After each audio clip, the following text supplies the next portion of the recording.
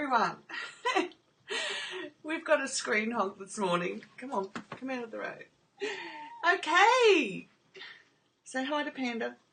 Good morning, my name's Linda and we're coming live to you from Brisbane, Australia this morning. It's a beautiful Monday morning, beautiful spring morning.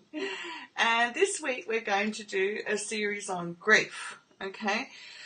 One of the challenging parts of complex PTSD is understanding our need to grieve, but as we put into place all the components of grieving and gaining a deeper understanding of grief, we're going to be able to allow ourselves to grieve more fully, okay?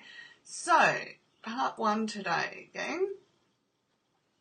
All right, so grieving is an irreplaceable tool for resolving the overwhelming feelings that arise during emotional flashbacks. Moreover, grieving is the key process for working through the host of losses that come from growing up in a CPTSD-inducing family. Now, the work that I'm going to be bringing to you is from Pete Walker's awesome book, which I can actually show you now because it arrived from America. Okay, so it's this book, right? And we are going to be doing lots of work from it with lots of practical tips about how to go through it and, you know, what it's like as we experience each part. And especially this week, we want to focus on gaining an understanding. Now, what happens when we've got complex PTSD is we actually need an order in place to understand what wasn't there for us. And in order that when things come up and we are going through the grieving process, we can pinpoint via our knowledge that this is normal for us. It's a safe space for us to be in, and knowledge is power. It's as simple as that, okay? So when you can't access your tears or you're unable to feel your anger, your first step will be to reduce your inner critic. Now, as you become aware, more fully aware of your thoughts and emotions, etc., you're going to realise, and actually the first thing you can do to become aware of that is listen to the words you're speaking. So are you critical of yourself? Do you say things like, oh, nobody cares about me? I'm not good at that. I'll never be good at that. I can't. So listen to a lot of the negatives that come out of your mouth as you relate to other people or as you're talking to yourself. And we all have those talking to ourselves sessions, like a tennis match where we win the tennis match because, you know, we're in charge here. So what you want to start doing is silencing the inner critic so you can feel what's happening at a deeper level, all right? Otherwise, we can't let the grieving process begin. So when we are feeling sad, mad, bad, we must treat ourselves with kindness. So we must shut the inner critic down and say, no, I need to be kind to myself. Now, sometimes kindness looks like taking action. So I've been doing so much work this morning that my brain is like in overload. But the thing is, we do tough things together, and for me, this is my next challenge, is training my brain that I can keep going forward and I am safe to do this work, okay? As I've explained to you in other videos, even when we're feeling good, our brains can, because the trauma is so extensive and multi-layered, it doesn't matter even when we're feeling good. We still have to train our brain that I am safe in what I'm doing, that I, the adult, is in charge, not what our brain took on as a child, all right? So kindness, very compassionate towards ourselves, and especially when your family was critical of you when you showed emotions, okay? I've shared with you how they used to call me Elizabeth Taylor, you know, oh, such a drama queen. When I was a teenager, because I was emotional and I wanted to have discussions about these emotions, but all I got was criticism and deriding and being made fun of, and there was no nurturing, okay? So I am now responsible to treat myself with loving kindness, okay? And we can do this once we understand that that's what we need to do. Because if we didn't have it modelled to us as children, how are we supposed to know that that's what we need to do? We don't know until we get given the information.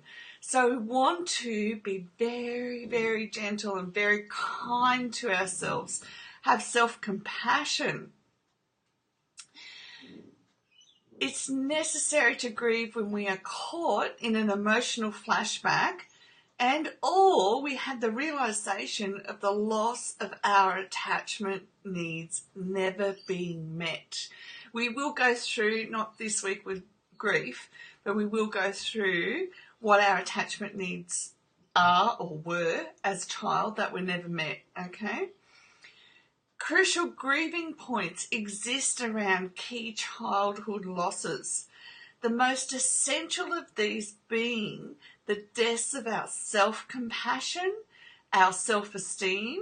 Now, our self-esteem and our self-worth are two different things. The ability to esteem ourselves comes from, well, it should have come from a childhood where even though there were problems, we were built up and shown how to overcome those challenges. So that in itself creates an order within us. So we know that even though we've faced a challenge and we might not have come out of it in the most healthy manner possible, we know that next time the challenge comes around, not only can we give ourselves the confidence to face the challenge, but we can also build ourselves up and seek knowledge. We'll know how to seek knowledge about how to do it in another way that is more productive, okay? And so there's a whole lot more around that which we'll go into later. But our self-worth is different again. Our self-worth is how we value, how precious we are, okay? And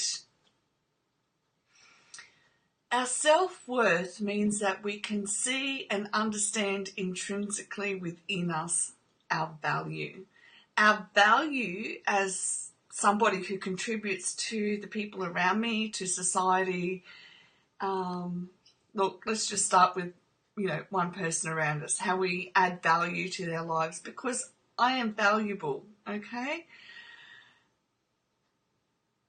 And also our ability to protect ourselves and our ability to fully express ourselves.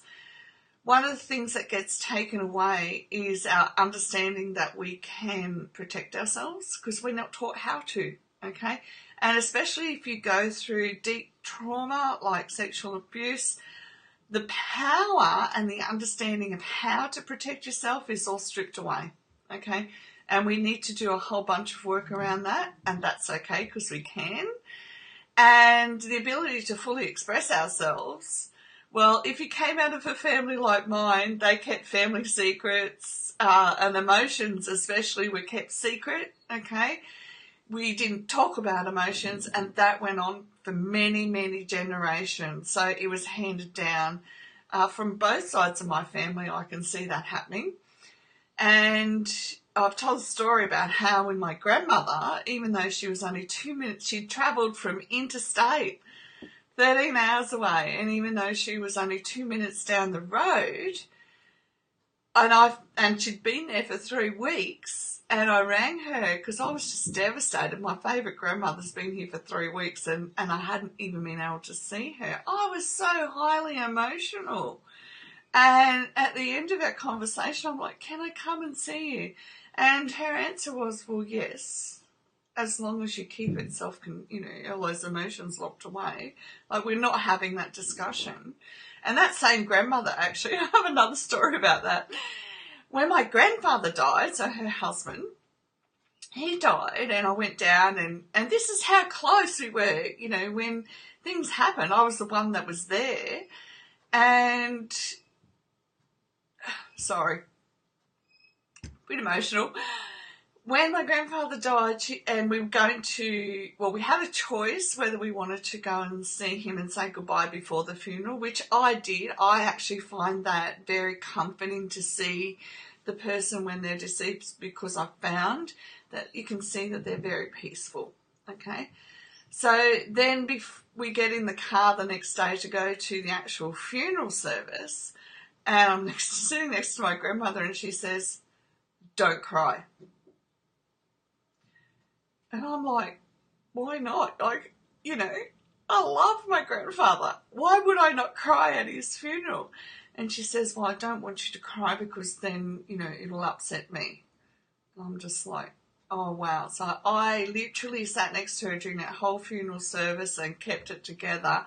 And then the very split second it was over, I ran out the door and went down. It was actually on like a hill, and I went down and actually the cemetery was right there out the front door, and just sat there on the grass kneeling and just sobbed my heart out. Because how can you hold something so deeply emotional within? But when we've come from families like this, okay, that's what we've been taught to do, is hold it all in. Because otherwise, the shame is, if you go and be emotional, you don't belong in this family. Okay, that's the message we get as children. Well, that was certainly my message. If you go and be emotional, you don't belong. You know, we can't deal with it.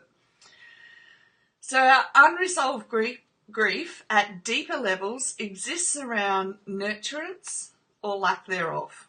Okay, and nurturance comes in 4 parts. So it includes verbal nurturance, spiritual nurturance, emotional nurturance, and physical nurturance. And each of those has different parts to it. And I'm going to go through those tomorrow with you, because as I went through them, I found they weren't actually everything. 2 things actually. All those 4 things weren't actually things that I've thought of. Okay. And as we are able to understand them more and put them into place, one thing that we do is go, right, that's the particular area that I notice in my day-to-day life now that I need to nurture myself, and I can change the dynamics around that, and also I can learn how to do that for myself. All right. So I'm going to leave that with you today, because it's a lot to take in. What you can do is go through the list here, okay, and journal from your heart, okay. Where is it that you can see just from this list alone that you didn't have those nurturing needs met? Or if, say, for example, you were to look at the point where it says, when we are feeling sad, mad, bad, we must treat ourselves with kindness. I want you to turn it around and make an observation of, when you are feeling those things, how do you treat yourself? Okay, so before we can actually say, I'm going to treat myself with kindness, I need to become aware of how I'm treating myself during that time. So if you have any questions or comments, please leave them down below. I'm more than happy to answer them for you. And tomorrow when we meet up, we're going to go through the different levels of nurturance so that you can begin to identify your specific areas where you'd like to work on from now. Thanks for being with me today. I really appreciate it. And if you see this on YouTube, feel free to hit subscribe for when the next video is out. And I will talk to you all tomorrow. Bye for now.